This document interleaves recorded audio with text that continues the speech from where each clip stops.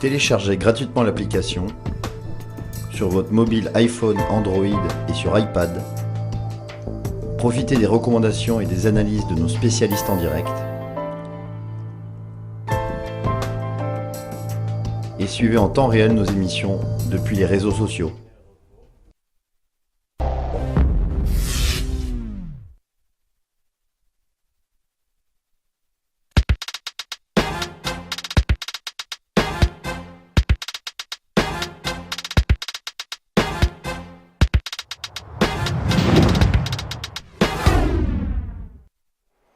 À 10h19, retour sur le plateau de Direct Investisseur. Nous accueillons tout de suite en duplex par téléphone Jérôme Vignerier. Bonjour Jérôme.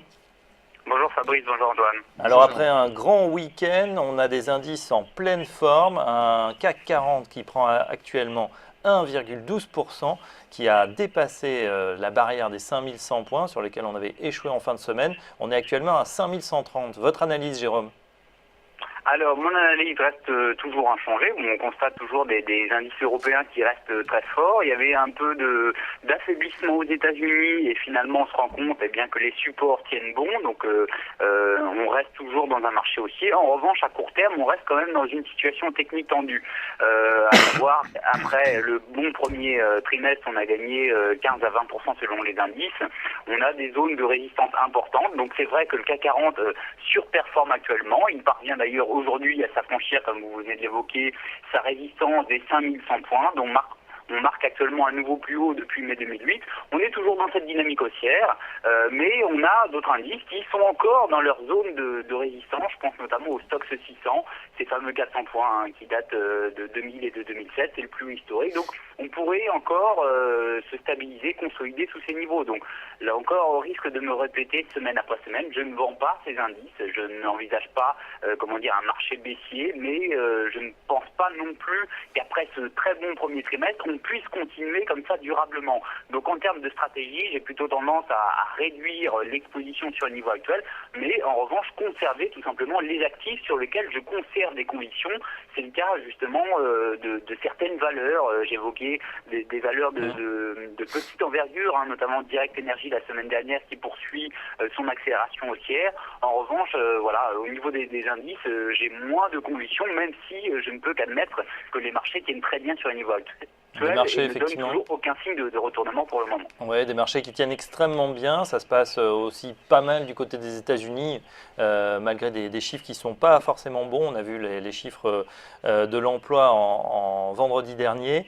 Ça tient, on dirait que rien ne peut ébranler ce marché. Quels sont dans ces conditions les secteurs que vous préférez, que vous privilégiez, Jérôme Vignerier?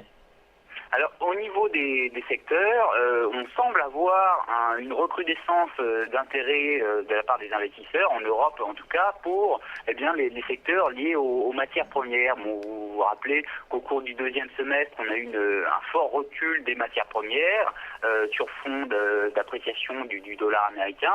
Et au cours de ce premier trimestre, on avait constaté déjà un ralentissement de la pression baissière sur ces matières premières. On voit également l'euro face au dollar américain qui ne fait plus grand-chose après s'être déprécié significativement depuis mai dernier, puisqu'on a perdu plus d'une vingtaine de pourcents, et à présent on commence à se stabiliser. Donc quand le dollar commence à se stabiliser, voire à se déprécier, mécaniquement on a une corrélation inverse qui profite aux matières premières. Donc sur les indices et les actions corrélées à ces matières premières, il y a un effet levier. D'ailleurs, c'est la raison pour laquelle on voit aujourd'hui les CGG, Morel et Prom, GDF Suez, tout ce qui est lié justement à l'énergie, au pétrole, aux ressources de base, se reprendre. Total, d'ailleurs, qui a une 2,30%, qui donc surperforme clairement le CAC 40. Donc, après avoir eu des dégagements marqués, des dynamiques baissières sur ces secteurs au cours des 10 derniers mois, on constate à présent un retour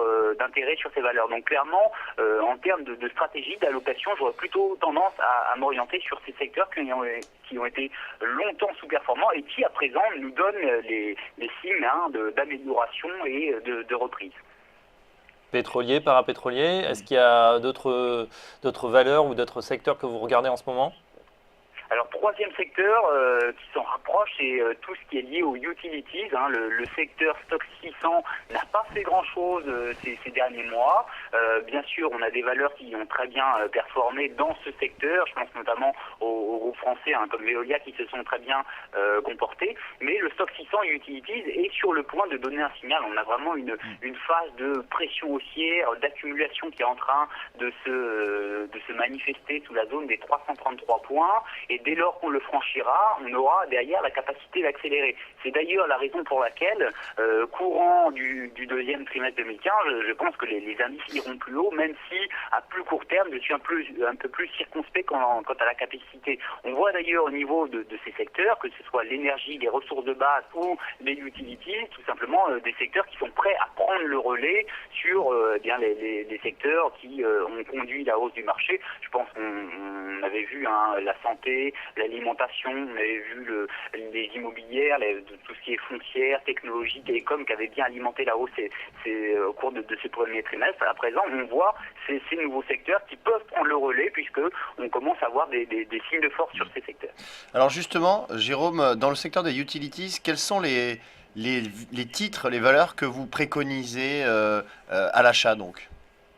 Alors pour ce qui est des utilities, on a eu de très belles performances sur les groupes français qui restent bien orientés. On a des poids lourds comme Veolia, comme Suez, il y a également Rubis qui a une très belle dynamique haussière qui est bien orientée. Donc ces valeurs devraient continuer de bénéficier tout simplement de l'appétit des investisseurs pour ces valeurs. Sinon, au niveau européen, on a des valeurs qui ont été sous-performantes longtemps ces derniers mois. Je pense notamment aux acteurs allemands comme E.ON, RWE. Et puis on constate aussi les acteurs espagnols, Red Eléctrica notamment, qui ont été là aussi, qui bénéficient depuis le début de l'année et le lancement du plan d'assouplissement de la Banque Centrale Européenne, un regain d'appétit pour les actions du sud de l'Europe, que ce soit les actions italiennes ou portugaises et espagnoles bien sûr. Eh bien ce secteur des utilities devrait là aussi en bénéficier en Espagne. Donc Red Eléctrica notamment me semble particulièrement intéressante pour ces prochaines semaines. Ouais, une dernière question, Jérôme. Si on a envie justement de jouer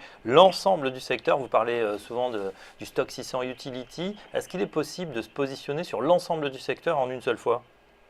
Oui, il existe bien sûr des produits pour jouer ces actifs. Je pense notamment aux trackers qui permettraient de bénéficier de cette capacité d'appréciation. Donc en termes de stratégie, en revanche, j'aurais tendance plutôt à regarder vraiment l'indice sectoriel, puisque c'est à partir de lui que tout simplement le signal d'achat serait conditionné, raison pour laquelle, dès lors qu'on aura la sortie de consolidation, le franchissement de cette ligne de coût des 333 points, que l'on pourrait se positionner sur un tracker sectoriel pour envisager une appréciation de 10 à 15% sous 3 mois. Donc c'est proportionnel tout simplement à la configuration graphique. Ça peut rester peu comme appréciation par rapport à une action, mais en termes de diversification du risque, c'est très intéressant puisque on investit sur un panier d'actions dans différents pays. Donc clairement, on a un risque qui est bien moindre qu'en étant positionné sur une seule société. Très bien, merci Jérôme Vignorier, analyste indépendant. Donc je rappelle que effectivement vous privilégiez ce secteur des utilities en Europe et donc on peut soit faire du stock picking, vous nous avez parlé de Veolia, Suez, Rubis, Red Eléctrica, soit directement sur la gestion indicielle à travers les trackers. Merci Jérôme, on vous retrouve la semaine prochaine.